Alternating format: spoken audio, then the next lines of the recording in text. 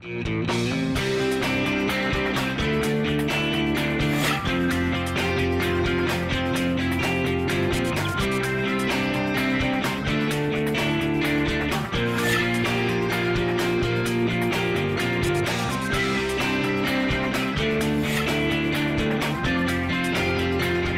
I'm Avery Davidson. And I'm Kristen Oakes-White. Thank you for joining us for This Week in Louisiana Agriculture, the only TV show bringing Louisiana farmers and consumers together every week.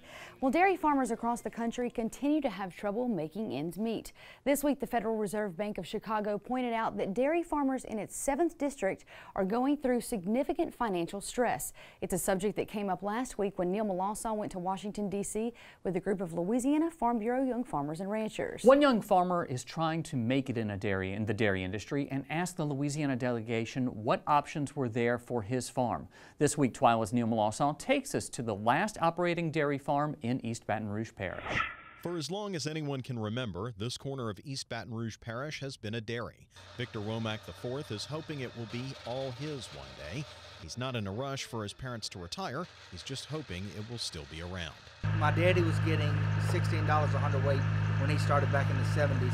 And as a helper on the farm, we're still getting $16 a hundredweight. Womack was part of the recent delegation to Washington, D.C., where the details of the latest farm bill are still being worked out, including the dairy provisions especially. While he says it will be helpful, Womack doesn't think it will be enough. It was great to meet all the senators and representatives because it gave them an idea of what I do in Louisiana and the struggles that I go through, such as far as WOTUS and the new act for dairy help.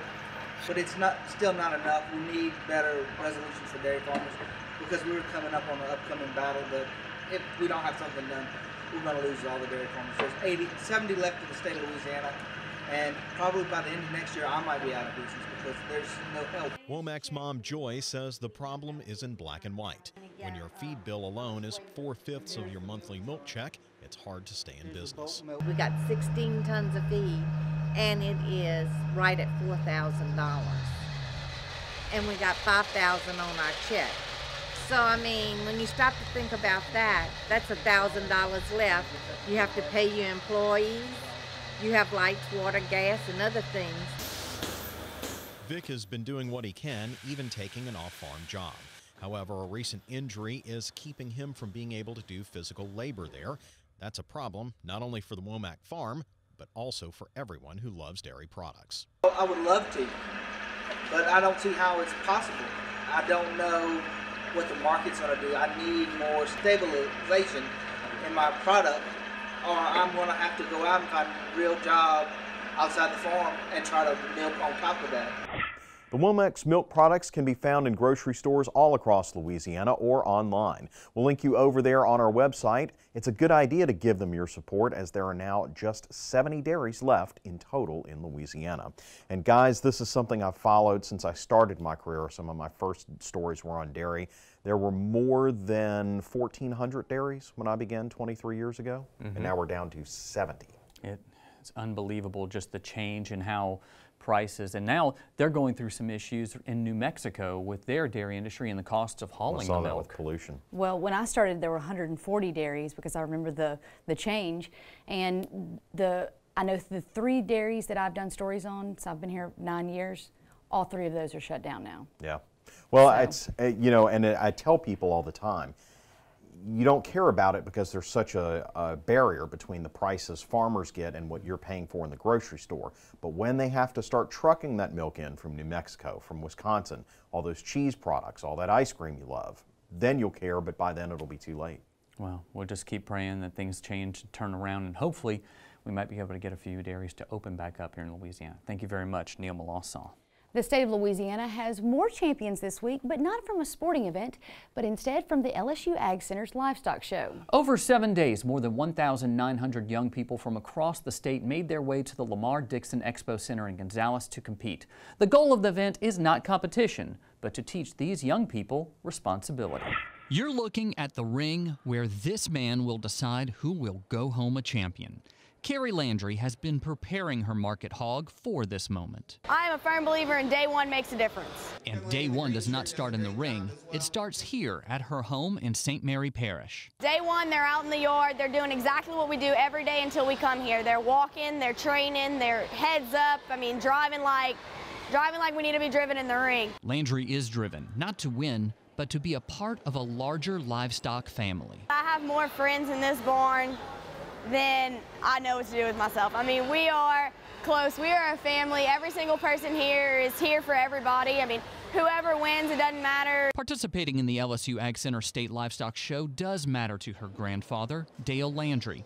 He says the responsibility of feeding, grooming, and caring for these livestock shape Carrie's character. It's going to make her a better person, gives her a work ethic, and like all children in livestock, they are good. These are the cream of the crop of America. I believe that it's a lot more work at home than it is at these shows. I mean, you come here and you have to get ready, but if you didn't do your work at home, it won't be the same, and you won't get the outcomes that you want. In this case, Carrie did get the outcome she wanted, a blue ribbon in her class. She really worked very hard for that, and I'm very, very proud of her for winning. This will be Carrie's final livestock show. She's graduating this year and plans to go to Oklahoma State University for pre-veterinary medicine. I most certainly would not be in my position with the opportunities I have without livestock in my life, and I am 100% sure of that.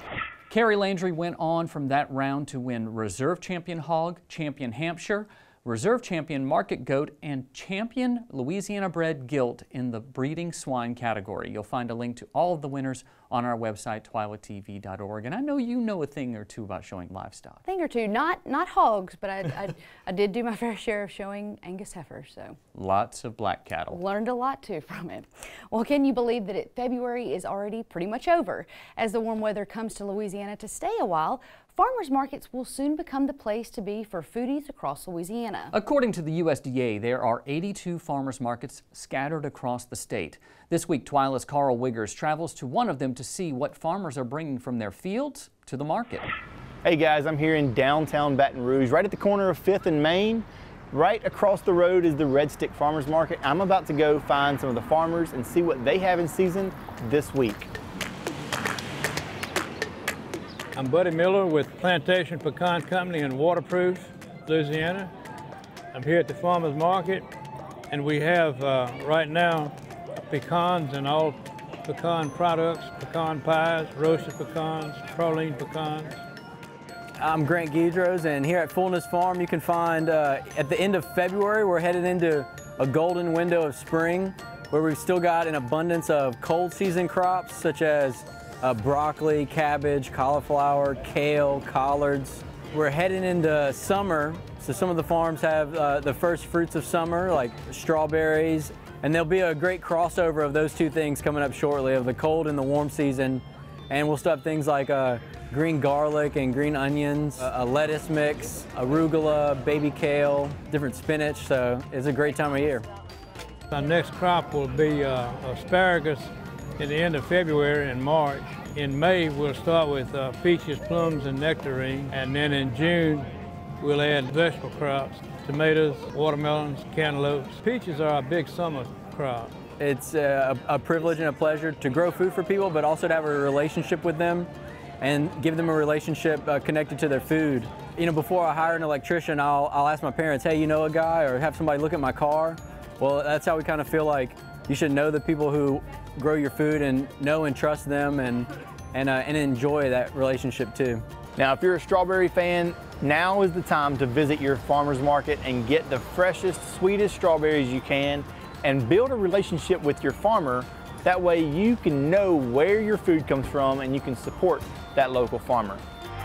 Thanks, Carl. If you'd like us to feature your local farmers market on Twila, head over to our website at twilatv.org and send us your suggestion. You might just see a farmer you know right on our air. And so I love going to the Red Stick Farmers Market. I don't go as often as I like, but when the boys go, I always get the, what's that from Luke and Logan. Well, a little known fact, did you know question. Uh-oh. You know what a locavore is? A locavore is people who only eat what's around them. There you go. Are you a locavore? Not really, no. I like everything, so I go all over the map. Well, I learned that this week helping him with this story. So you might have seen that in the news lately. Crawfish prices have come down significantly over the past week, and it's true. Warmer weather seems to be bringing in more and larger crawfish. We're taking a look around the state and seeing that prices are a bit lower, especially if you want to boil them yourself. At Natchitoches Crawfish, you can get them for $2.99 a pound live. Boiled is a bit more pricey at almost $6 a pound, but they are a bit harder to come by the further north you go right now. At Tony's Seafood in Baton Rouge, you can find them even cheaper, $2.50 for live and $4 for boiled. At Mandeville Seafood on Lake Pontchartrain, you can find them live for under $3 a pound. They're offering them boiled for only 80 cents more per pound at $3.79. As always, these crawfish prices are brought to you by the Crawfish app and the Louisiana Crawfish Promotion and Research Board. Ask before you eat, and just like if you want to be a locavore, it's best to know a crawfish farmer. Get your crawfish directly from them. That is true. Well, when we come back, it's about that time for the perfect spring cocktail, Avery. We'll take you out to strawberry fields in Ponchatoula to pick the perfect ingredients. Next.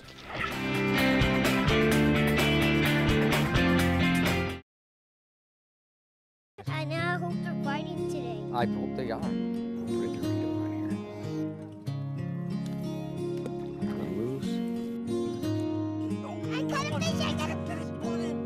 Find your place in the country and the lender who can get you there. Find Louisiana Land Bank. Financing for country homes, recreational property, farms and ranches, and agribusiness. I don't think you can separate my mom, the farmer, from just my mom, Judia. She's half of me. If the tractor would get stuck, she'd get in the mud and help me get it out. Katie takes care of the paperwork. Her main focus is the H-2A compliance. If tomorrow Deborah just disappeared, that would be kind of like cutting off one of my hands. Both of us are one, and both of this is our thing together. She's my best friend in the world, and that's just the way it is. Louisiana oysters, salty, sweet, and delicious. But have you ever thought about what happens to all those oyster shells? Most of them end up in trash cans and landfills. The Coalition to Restore Coastal Louisiana is changing this with its oyster shell recycling program. And you can help by visiting these participating restaurants. It's a simple and delicious way to restore our coast. The shells will then be used to sustain and rebuild oyster reefs. Remember, once you shuck them, don't just chuck them. Landowners are minding the Louisiana forest for our grandchildren. A place for wildlife, recreation, lumber for homes. It's the right thing to do. Forestry, covering half our state, all of our hearts.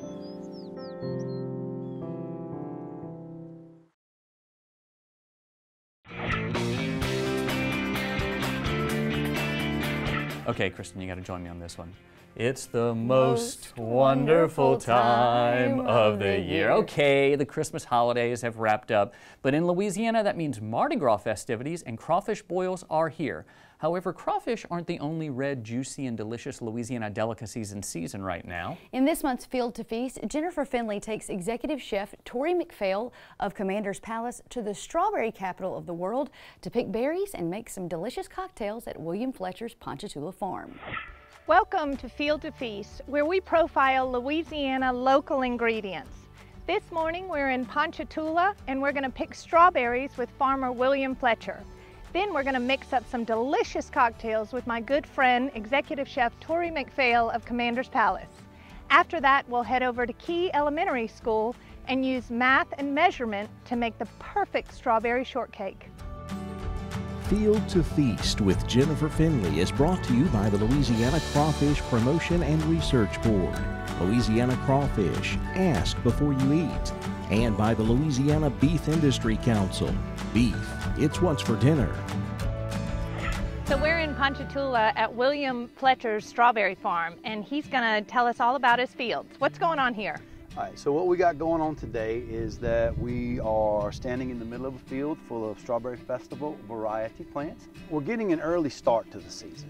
What we're experiencing, Jen, is not the onset of the season proper, because the days are kind of short but just the fact that it didn't get cold enough to damage what they were putting out in December and January, we're just seeing the results of a mild winter. We're still going to have a big strawberry season in the strawberry season proper months, which will be about mid-March through mid-April. Ponchatoula is known as like the strawberry capital. Okay, so what is it about this area of South Louisiana that really produces the best berry? Is it the water? Is it the climate? Is it the variety of berry? What are your thoughts? Yes to all. All of the above. Bit of both. We have a long history of strawberry production in this area. It's definitely access to good water. It's access to the right type of soil. It's access to shipping. Early part of the last century, whenever the strawberries started getting really big in this area, one of the things that made it good right around the Ponchatoula, Springfield, et cetera area, you could grow a lot of them because you could sell a lot of them. They were putting them on rail cars and sending them north on the railroad that still runs right through the middle of Ponchatoula. As a mom, going to the market and bringing my kids there to look at the strawberries, what is it that we should be looking for when we're looking at these strawberry flats to bring home the absolute sweetest, juiciest Louisiana strawberries? You probably have a lot of the equation solved by coming to the farmer's market. I mean, honestly, the berries that we bring to the farmer's market are incredibly fresh. Like I tell folks, they're like, you know, where these berries come from? I said, it came from my farm. I'm 51 miles east of here. These berries woke up on the bush yesterday morning, and now they get to go home with you. The second half of that equation is bringing it home.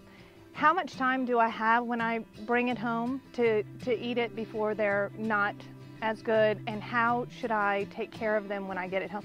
Is it better for me to leave the green stem on until we're going to eat it, or is it better for me to get home and prepare it right away and put it in a container in the refrigerator? In my experience, if you're going to eat them within a day or two, you can leave them right in the little green containers. Do go ahead and refrigerate them. Folks talk about, should we refrigerate them, should we not? You should absolutely refrigerate them. Strawberries are happiest at about 35 degrees. Longer term storage, once you've cleaned them, washed them, and dried them. If you think you might want to bring them out just a few at a time for your granola, your smoothie, your yogurt, or whatever, go ahead and put them on a single layer on a cookie sheet. Get them in the freezer and let them freeze hard, and then put them in that Ziploc bag. If you put them in all fresh, you're going to make a brick. We are going to take some of these fresh strawberries and make some cocktails with them. Ooh, do you ever make good. cocktails with them? I'm one of the few people on earth that almost has an unlimited supply of strawberries. Lucky. And we like, you know, we like strawberry and banana smoothies. Well, we're going to do some adult smoothies. Absolutely, man. They'll work for that. Are you in? Oh, yeah, definitely. So what are you going to make for us? So we've got some, we still need to name it. Maybe you can help me with that later on today. But we've got some fresh strawberries. It's going to be our twist on a French 75. Okay. That sounds very interesting. Yeah, that's going to be cool. Let's go. It's time for cocktails now, and Tori's going to do a strawberry twist on a French 75 for us. So what do we have going on? So classic French 75 is made with gin, all right, a little lemon, a little bit of sugar, and then you finish that with a little bit of champagne or sparkling wine. A little effervescence there to make a nice classic drink. Some fresh mint, a little bit of fresh basil. We just want to start smashing that, not to necessarily start to puree it, but just to try to start bruising the leaves a little bit, and it lets out some of the natural oils that's going to flavor our drink. Oh my goodness. That's nice. So classically now you would add a little bit of sugar, and the sugar would actually start to act like sandpaper and start to break that down. But we're not going to add any extra or fake or refined sugar. We're going to use all of our sugar from our fresh berries. So I'll put these in here and add the muddle? Yeah, exactly right. Wait, what is this called? That is a muddler. Yeah, exactly. Doesn't that look good? It's good, huh? All right, so far we have mint, basil, strawberry, and that's what we're using as our sugar. Is the fresh, local Louisiana William Fletcher strawberries. That's it. They woke up on the bush this morning. Jen, you're doing a great job. I'm going to take this one. Okay. And today we're kind of talking about some alcoholic, some non-alcoholic. All right, so we're going to use some fresh strawberries here. Okay, but in this one, we're going to try some of this strawberry jam. You can use strawberry juice, whatever y'all might have. Okay. This was just made. Good. Now, how does your wife make that? It has 2 ingredients: fresh strawberries and sugar. You guys want to add some fresh lemon in that? Old Tom gin. Okay, and that's just a flavored gin. This has been aged in old charred barrel. A lot of botanicals. Smell that. It's great. That smells so good. Yeah, we're gonna use some elderflower liqueur. Good. So we're gonna mix that up. Jen, you want to shake that up? I will. Cheers. We gotta get in sync. There we go. So for the final touch, What's that? Okay, we're gonna add just a little bit of Prosecco. Some bubblies. Okay, a little bit of sparkling wine. For you, you've got a little sparkling club soda, right? That's it. That's it. Just a little effervescence is our word of the day. Yes, right? Scrabble word of the Time's day. effervescent out the top. William, what's the name of our cocktail? How about strawberry strut? I love it. To the strawberry Cheers. strut, everybody. Cheers. That is absolutely delicious. Good. Now we're going to take you over to Ryan Elementary School, where we're going to use math, measurements, and those local ingredients to make a delicious strawberry shortcake. Thank you guys so much. That was such a fun day. Thank you. Yummy.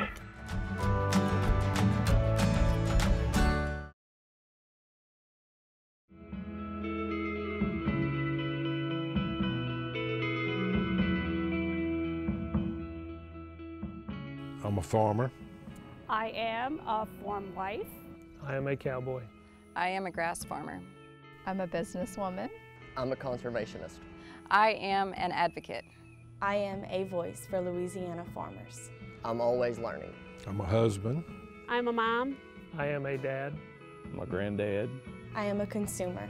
I grow the food that feeds your family, and I'm proud of it. I am Farm Bureau. I am Farm Bureau. I am Farm Bureau. I am Farm Bureau. I am Farm Bureau. I am Farm Bureau. I am Farm Bureau. We are Farm Bureau.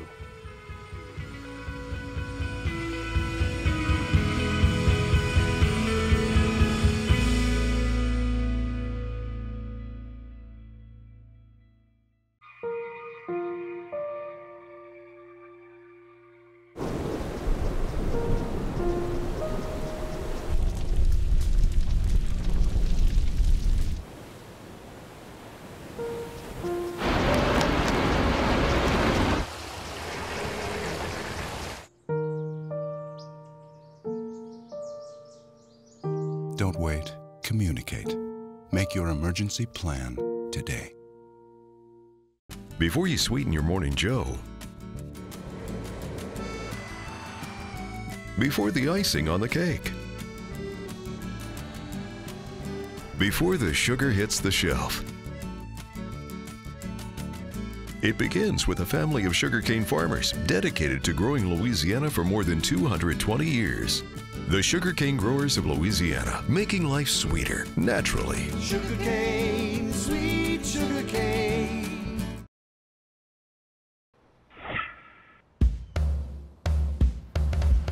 We're at Ryan Elementary School, and we're going to take some of those delicious, fresh, local Louisiana strawberries into the classroom with the Charlie cart and make some strawberry shortcake. So come on in and let's get cooking. Charlie cart is a kitchen that is portable. It rolls from classroom to classroom. Good morning. It's essentially a school lesson kitchen. So today it's focused on math, measuring. We've got lots of fractions, and then it's going to be a super fun way and delicious way to connect kids with their school lesson and making food from scratch with real ingredients from our local farms.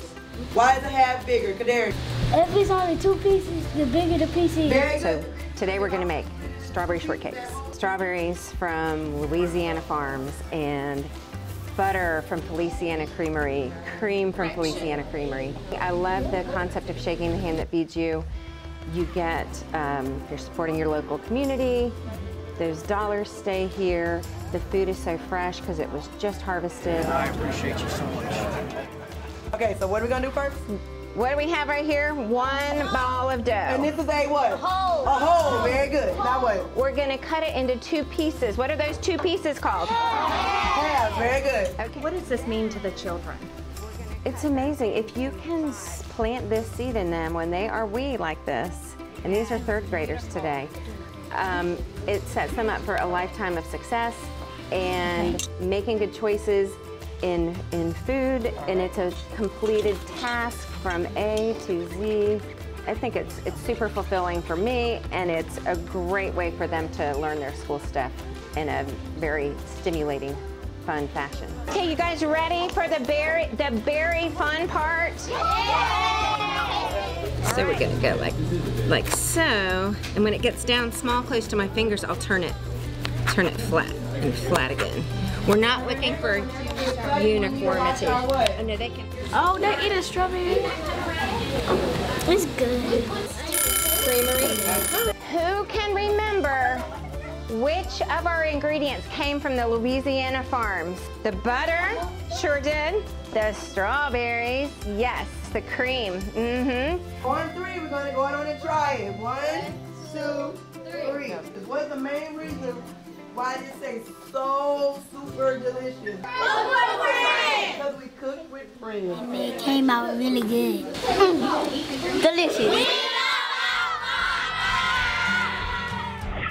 Field to Feast with Jennifer Finley was brought to you by the Louisiana Crawfish Promotion and Research Board, Louisiana Crawfish, ask before you eat, and by the Louisiana Beef Industry Council. Beef, it's what's for dinner. There are currently about 100 Charlie carts in the United States helping teach children how to chop, taste, and learn about nutrition while profiling local ingredients. If you would like the strawberry shortcake recipe used in the classroom to try with your kids at home, we've got it on our website at twilatv.org. There you can also find the recipe for Chef Tori's delicious strawberry strut. That sounded good. It looks good. There are only a few days left for you to register for one of the 3 life-saving events. The Louisiana Farm Bureau Federation is holding a series of training workshops across the state next week to prepare first responders on what to do during a flowing grain bin entrapment. The workshops will be held Tuesday, February 26th at D&G Farms in Iota, Louisiana, Wednesday, February 27th at Chauncey Petrie Farms in Ville Platte, and Thursday, February 28th at Angelina Grain in Vidalia. Lunch will be provided, but space is limited, so registration is required. For more information on the events and a complete rundown, you can log on to our website at twilatv.org. In this week's Twila Boost, we have an uplifting video from the farm that we hope offers you just a little boost today. The Life with Horses Facebook page posted this truly amazing video captioned with a quote from Willie Nelson: "Once you replace negative thoughts with positive ones, you'll start having positive results."